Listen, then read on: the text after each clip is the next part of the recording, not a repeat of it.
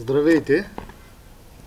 Днес искам да направя тест с ново острие върху кокъл.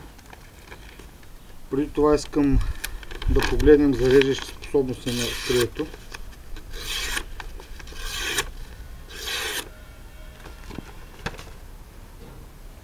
Искам да видя какъв ще бъде резултата, когато нанеса удари върху кокъл.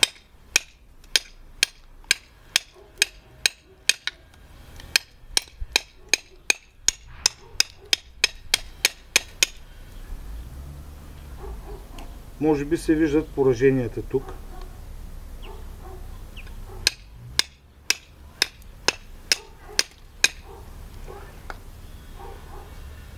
Това, което е важно в момента, да погледнем дали има някакви поражения върху острието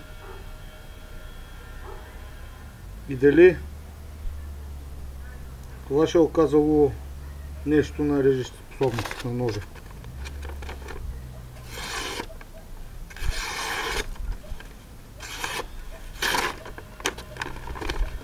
Както виждате, проблемите са никакви.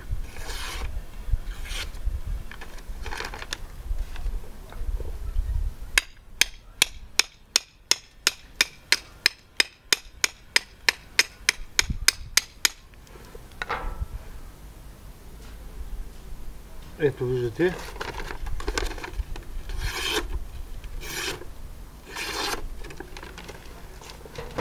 Благодаря ви.